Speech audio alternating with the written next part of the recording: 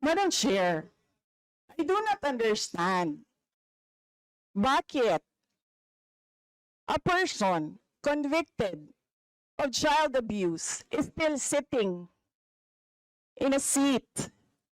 Point of Of the order, Madam House of Chair. Ito yung sinasabi Representatives. natin na dinadivert ang usapan sa ating budget hearing. Kung nagawa po niya yan sa Senado, Madam Chair, dapat hindi natin yan pahintulutan dito sa Kamara. You allowed her a snide comment and then you will not allow Please wait a to be snide recognized. comment? Excuse me, our members and our guests. I warn you. Please wait to Don't go be into this rabbit hole. please wait to be acknowledged before you speak. Okay, so at this point, Honorable Manuel. Yes, Madam Chair, again, it's another point of order kasi kapag may mga deliberation tayo, we should stick to the topic. Hindi pwede, Madam Chair, na dinadivert natin yung usapan para hindi natin sagutin yung tanong ng mga mambabatas natin. This is actually the best opportunity, formal proceedings, nakikita po ng publiko para malaman anong sagot ng Vice Presidente. So hindi po natin napapayagan ang ganong mga argumento na hindi naman tumutumbok dun sa topic natin. So, Ang usaping impeachment ay hindi na bago. Last year pa ito sa Kamara, yung impeachment. Pero paano nga ba ito nagsimula? Balikan natin kung paano nagsimula ang impeachment trial or yung pagplano para ipa-impeach si VP Sara. Nagsimula ito sa budget hearing sa Kamara sa hindi pagsagot ng Vice President sa mga katanungan ng mga congressman. So balikan natin, panoorin natin yung mga kaganapan sa Kamara noon na nag-udyok para i-impeach si VP Sara. the chair rules that we shall proceed. So the Honorable Franz Castro may now proceed with her interpellation. You have the floor, ma'am. So, Madam Chair, siguro first observation, no, yung on the budget for the 2024, yung Vice President na nagsabi, Madam Chair, na slow and low utilization. So nakita naman natin doon sa presentation. So yung utilization ay napakababa. Pero syempre comment ko lang, no, mas mabilis siya sa confidential funds.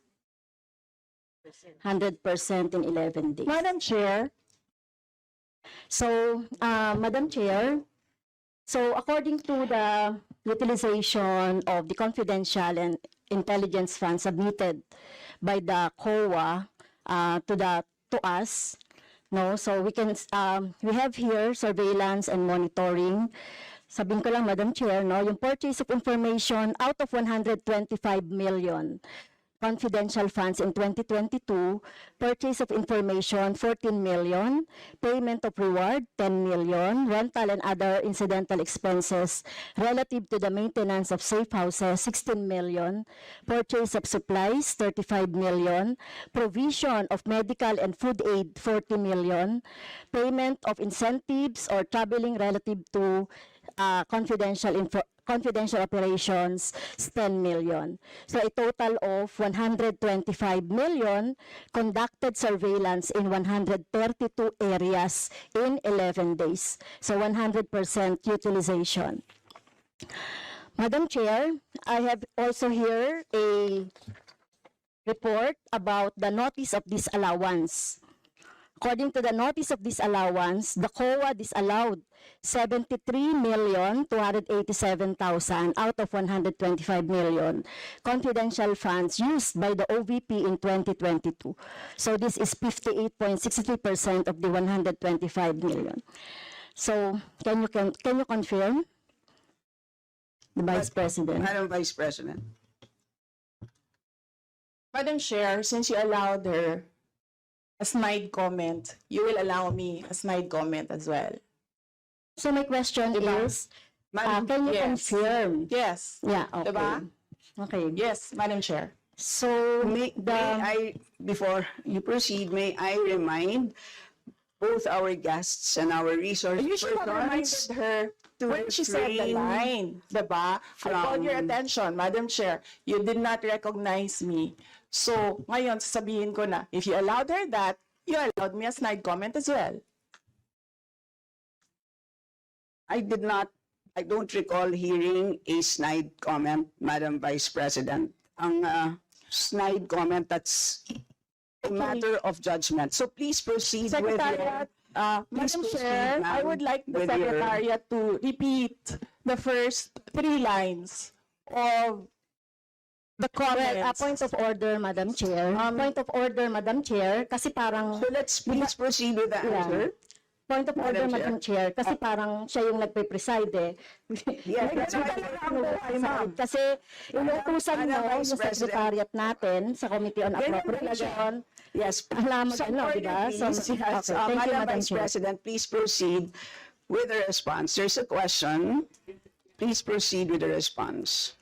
Madam Vice Chair, President, there's I a will make this question. easy for you. Please make Sige, ma'am. your responses direct to the point. Sige, ma'am. I will make this easy for you. What rules are we using for this budget hearing? We have our rules Yes, ma'am. adopted by the Committee on Appropriations. Right, okay.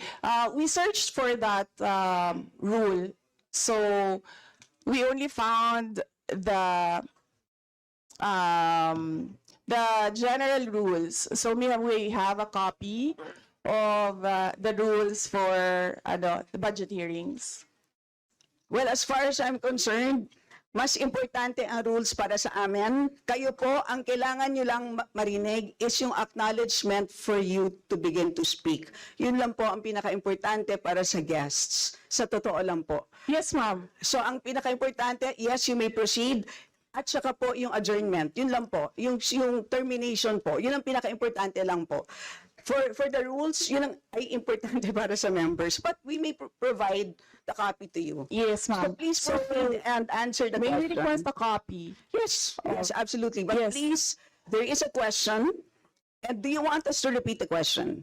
And we will not penalize you on the time. I don't You can repeat the facts from the notice of disallowance. I don't need the repeat of Honorable the Franz. question. Yes, Honorable Franz Castro, you may repeat your question on the notice of disallowance, I believe. Yeah, tama, Madam Chair. So according to COA, the notice of disallowance is amounted to 73,287,000 out of 125. At ito po, Madam Chair, yung mga breakdown ng mga disallowed na mga na mga purchases. So reward payment of 10 million, payment of rewards, various goods, 34.857 million, payment of rewards, medicines, 24.93 million, tables, chairs, desks, computer and printers, 3.5 million. So, ang question, Madam Chair, so yung letter A, B, and C, so nakita naman natin nandoon yung sa joint circular. How about yung ito, no? How about yung mga tables, chairs, desktop, computer, na umabot po ito sa 3.5 million. So, pwede bang maipaliwanag kung bakit ito pinurchase, Madam Chair? Madam Vice President. Madam Chair, I still request for the rules of the budget hearings. Okay, Vice President. gusto mo sagutin ko, ma'am. Yes, Madam. This is a hearing of the budget of 2025. Nasaan dito ang confidential funds? Yung tanong niya, Madam confidential Chair. funds. Nasaan dito?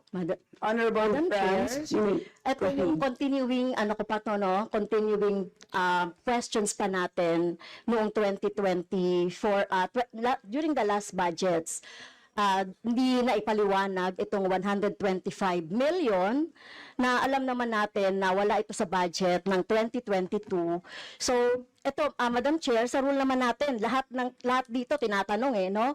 So, according to the budget, whether it is in the past, kasi nakikita natin yung utilization noong mga budget, kahit na yung past years, ay pwede nating busisiin dito, Madam Chair. Tama ba ako, Madam Chair? I will agree with you, the Honorable Franz Castro. You may proceed, Yes, Madam ma'am. Vice President. Yun yung sagot ko, ma'am. Nasaan ang topic natin dito at ang pinasubmit ninyo sa amin is the budget proposal of 2025. Where in the budget proposal of 2025 is the item confidential funds. Sa in aid of legislation nga ninyo, nakalagay nga doon sa rules ninyo, diba? The discussion should be germane to the topic. The topic is the 2025 budget proposal. Now tell me, Madam Where Vice the President, the Honorable Franz confidential Castro has already provided a sufficient explanation for why she asked the question. So please proceed with your answer. Madam Chair, a very why are simple we question. discussing the budget of 2023 and 2024? Honorable Franz Castro. So kung ayaw niya sagutin, Madam Chair, so let me go through na lang with my question kasi related naman ito. Remember, Madam Chair, question natin ito noong last year at yung 125 million na ito ay hindi ito maipaliwanag, no? Dahil nga confidential no? Nagtago sa word na confidential. At ngayon, kailangan nating maipaliwanag at it is in the interest of the people. Yung 125 million na ito, Madam Chair, kaya kailangan ito na mabusisi at kailangan ito maipaliwanag ng OVP. Kaya hindi tayo pwedeng questionin ng mga rules, questionin ng mga topic, etc. Dahil related din naman talaga ito sa budget, Madam Chair. Madam Chair, Yes, you may Yes. proceed. I request that the chairperson of the Finance Committee preside over this hearing. Madam Vice President, with due respect, you are not allowed to do that, Madam Vice President. You are not allowed to introduce any motion. You are a research person in this Not- hearing, Madam President, I did Vice not move, President. ma'am. I requested, In the same as vein- your research person, I requested So that the your request is chairperson of the denied, committee. Madam Vice President. Just please answer the question. The issue on confidential funds falls squarely within our discussion of your 2025 budget. Narinig mo yung sinabi niya, ma'am? Narinig So mo yung, please proceed. nakikinig ka sa kanya kanina? Absolutely. Walang rules dito. Please proceed and answer the question. It's a very simple question. Di ba? Please explain the specific spending on those items that she enumerated, amounting to a total of, Honorable Franz, do you want to Amounting repeat to a it? total of 73.287 million. So, dahil may notice of disallowance, so ibig sabihin, Madam Chair, illegal ito at not in accordance with the joint circular by the COA, DBM, and other related agencies. So kung ito ay dinisallow, so ibig sabihin illegal yung paggamit nito. Madam Chair, nitong mga items na binanggit ko po, Madam Madam Chair. Chair, you Madam cannot Vice President. you cannot allow a member of the House to just claim that it is illegal. That is a Madam notice Chair. of disallowance. That is a procedure inside the Commission on Audit. Hindi sa upuan niya. The Honorable Franz. Okay, thank you, Madam Chair. So, thank you for the explanation, Vice President. Okay, next. According to accomplishment report of OVP, it spent 10 million for payment of reward. So, Madam Chair, in 11 days, ilang tao kaya at magkano kada tao ang reward? In fact, COA disallowed the whole amount spent by OVP for payment of reward. Hindi ba, Madam Chair, questionable ito? Madam Chair, the invitation letter that we received from the House of Representatives. Dear Vice President Duterte, the House Committee on Appropriations will hold briefings, hearings on the budget proposals of various departments, agencies, and corporations relative to the fiscal year 2025 National Expenditure Program as the basis of the fiscal year 2025 General Appropriations Bill. Nasaan? Sa presentation ko kanina, ang haba. Ang confidential funds. Honorable Franz Castro.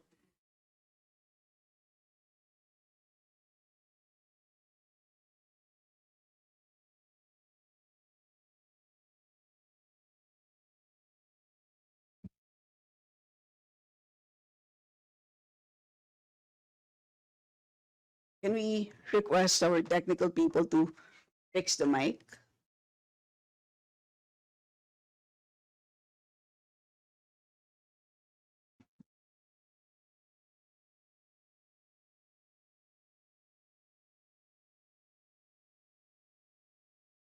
Naka-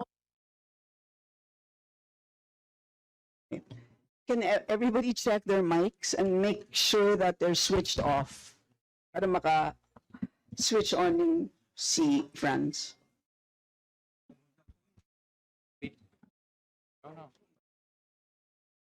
Meron na ako.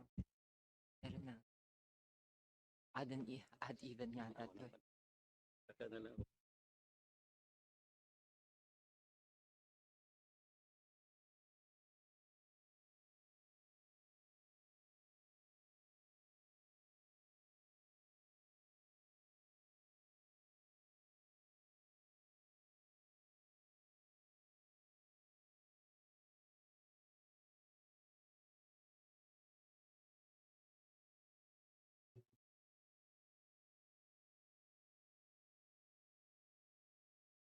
Madam Chair, point of order lang ulit, Madam Chair. Kasi kailangan lang nating ma-establish. I would assume hindi naman po pinanganak kahapon ng ating resource person. Practice po natin sa Madam House Chair, that is a bago polite po- remark. na para po tayo ay makapagtalakay ng budget na pinopropose para sa susunod na fiscal year, chine-check natin paano din gumagastos yung mga ahensya even in the current year and in the past year.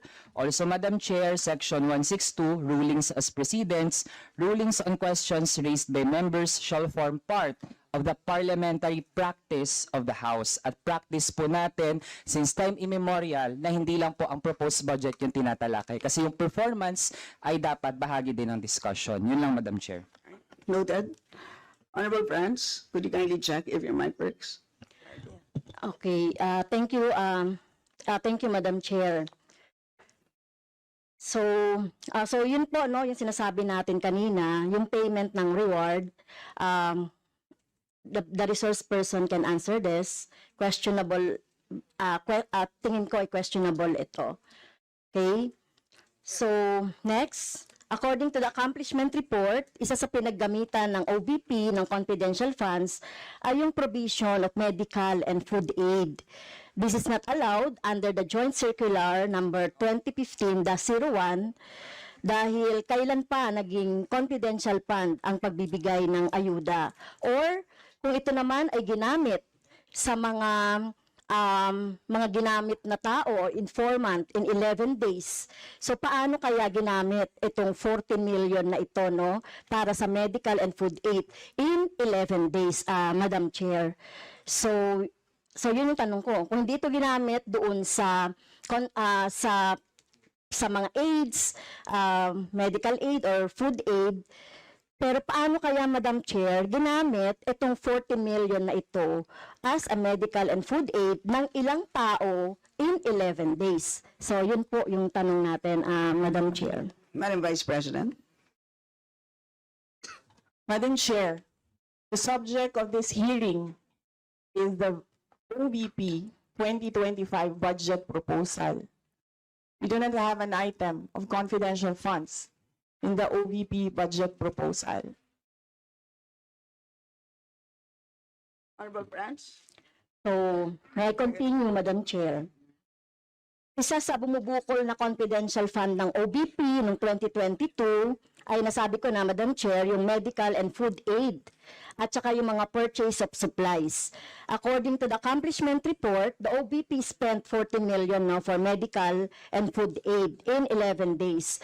So, ang ibig sabihin nito, Madam Chair, konting math, pumapatak na 3.64 million kada araw ang gastos, no, para sa food and medical aid. So hindi natin maintindihan, Madam Chair, paano ito ginastos in 11 days, no? 3.64 million kada araw dito sa item na ito. Madam Vice Do you want to President? comment? Madam Vice President? I did not call you, ma'am. It was Representative Arroyo who called you. The chair would like to remind both the resource persons and the members to please wait to be acknowledged before you speak. Yes, ma'am. Yes, so Tinawag you mo mean, ako. yes, For what, ma'am? to respond. So any comment, Madam Chair, dun sa sinabi natin based dun sa accomplishment report. So kung gagamitan natin ng konting 3.64 million kada araw ang gastos para sa medical and food for 11 days. For how many people ba ito? Madam Chair, the topic and the invitation of the House of Representatives to the Office of the Vice President for this hearing is the 2025 budget proposal. There is no confidential funds in the 2025 budget proposal. For the information of the body, the letter that we sent, our Madam Vice President, reads as follows. In the second paragraph, we noted the following topics to be discussed. Item number 3 is comparative budget allocation and utilization rate from fiscal year 2019 to 2023. That's item number 3. So I can provide you copies of the letter. So clearly, confidential funds spent in 2022 falls squarely within that. So yes, Honorable Francie, may proceed. Yes, Madam Chair. So, mukhang hindi na tayo sasagutin ng hindi na ako sasagutin ng ating Vice President. So, sa bawat sagot kasi na ganyan ng ating Vice President, for the record, since ayaw magpaliwanag ang BP, so ibig sabihin nito, yung paggastos ng 125 million ay na pera ng taong bayan ay hindi maipaliwanag. So, yun lang, Madam Chair. Kaya hinihiling natin sa Vice President o OVP na kailangan na maipaliwanag itong mga sinasabing item dito. Anyway, Madam Chair, sa kanila naman ang galing, no, yung utilization at confidential and intelligence fund. And of course, ito lang naman ang hawak ko din dito, yung notice of disallowance. Kaya gusto talaga nating maintindihan, Madam Chair, kung ang notice of disallowance ay, so syempre, papaliwanag pa nila yan, kung paano, di ba? So, kailangan malaman din ng taong bayan na sila yung nagbibigay ng pondo para sa operations ng OVP at lahat ng mga agency. At kailangan yung maipaliwanag. So, hindi pwede yung ganyan na yung tactics na ganyan na parang parang sorry for the pusit, na kapag nasusukol na ang pusit ay nagaano ng maitim na tinta. So ayaw natin ng ganun, Madam Chair, kasi yung atin namang pinag-uusapan dito ay budget. No? So wag naman mag-ugaling pusit ang Office of the Vice President. Madam Chair, may I point of information only, Madam Chair? May I? Madam Chair, No, sorry, wait. Before you, I'd like to, before we proceed to the next person on the list, I believe that our former President, Gloria Macapagal-Arroyo, would like to interject. Observation made in relation to the point of order, because in the beginning, it was settled that the issue would be the 2025 budget. And in all our hearings, to what I recall, when we want to question something about performance, we question the 2024 budget, not the 2023 budget. What is being questioned now is the 2023 budget, which was discussed very extensively last year. And that is the reason why the House removed the confidential funds. So that issue has already been, to my mind, for purposes of the budget hearing, laid to rest. So that's my observation, Madam Chair. We note that, Madam former President, but of course we know that yung pong pondo ng 2023 ay of course pwede pa rin maging continuing appropriation hanggang 2024. So in the same way, 2022 pwede maging continuing pa rin 2023. At alam din po natin, last year pinagdebatihan po natin ng matindi itong 2022 confidential funds. And in fact, we left a homework for the COA. Sinabi natin sa kanila na kailangan nilang tapusin ang audit by November, I believe mid-November of last year. And since then, hindi na natin alam kung ano nangyari. So that's the reason for why tinatalakay natin ito. And it's a big amount of money. I believe we owe it to the people to understand what happened. Of course, tinanggal na natin noong 2024. Gusto natin malaman, tama ba yung ginawa natin? Kasi baka naman nagkamali tayo. So I think it's worth assessing what we did in 2024 in order to know what to do in 2025. So with that, let's proceed with our next Madam Chair, interpreter. may I? Is this just a point of order? Not a point of order, but We will I'm only, just we will, you may wish want to to be a be, rejoinder of what you may wish to be, unless it's a point of order, you may wish to be listed. I can put you here, sir. parliamentary inquiry, Madam Chair. Yes, you may Parliamentary inquiry. proceed. May I ask if the resource person is required to answer a question that is related to a commission on audit notice of disallowance when she already said she's not going to answer. Also, the notice of disallowance is addressed to the office of the Vice President. And just to make it clear, a notice of disallowance is not a judgment. It is a request. It is an order from the Commission on Audit for the particular office to explain what are the particulars. At saka hindi na yan legislation side. That is already on the accountability side in the budget cycle. So, my parliamentary inquiry, Madam Chair, is that nagsabi na nga siya na hindi siya sasagot and it is related to the COA notice of disallowance. And, just to add, sinabi na rin ni former President, it was thoroughly discussed in the previous year. In fact, tinanggal sa budget ng 2024 yung confidential fund. And we know that there's a pending case on that also. To discuss that further might somehow prejudice or be biased whatsoever. So, yun lang po, Madam Chair. All right, salamat. On your inquiry, the only requirement is to provide a direct response on the question. Meaning to say, a response that is directly related to the question. Meaning to say, kung may question at ayaw niyo pong sagutin niyo ng diretsahan na hindi po ako sasagot dun sa tanong. Ang problema po kasi, ang response ay naging hindi related dun sa tanong. Halimbawa, may tanong, ang sagot ay paglalarawan doon sa nagtanong. So hindi naman yon klaro na hindi yon directly related dun sa tanong. Kaya, yun po, I think it's a reasonable ask. If there's a question, you may or may not answer. You're not compelled. But you just please say, I do not wish to answer. That's it. At least we know it's a direct response. And with that, we move to the next Madam Chair, person on the list. Madam That Chair, this, Madam Chair, hindi na po tayo matatapos. yan ang sinabi ko sa iyo kanina. Ayaw mo maniwala sa akin eh. Aabot talaga tayo ng bukas dito. Diba? Madam Chair, Is this an inquiry regarding, he said, yes, and Yes, please, ma'am. I remind also our Yes, ma'am. resource persons to please act in a respectful manner.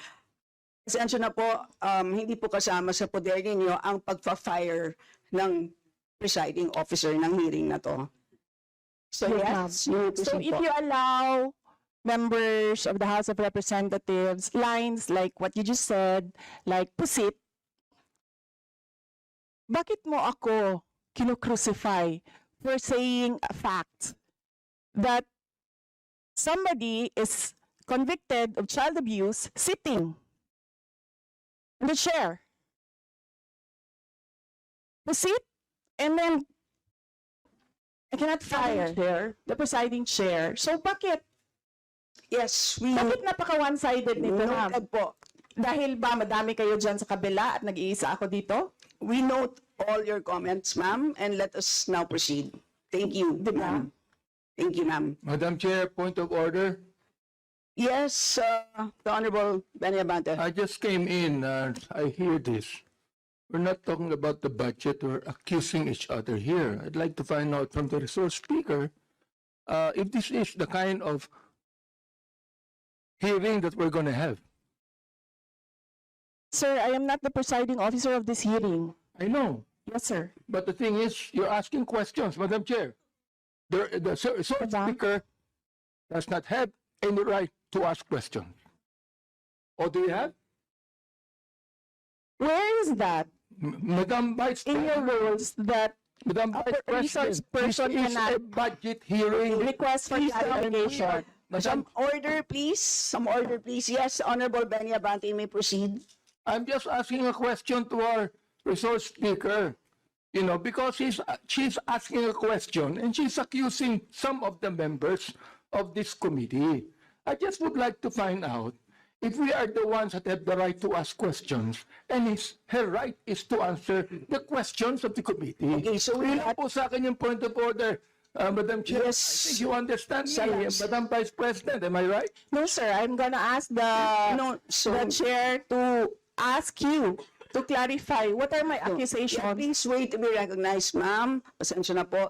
So again, I'd like to remind our resource persons that you are here, you're invited to answer, to present, and you've done that. Thank you very much. And at this point in time, you're here to respond to the questions of our members, and we request you to please respond in a direct way.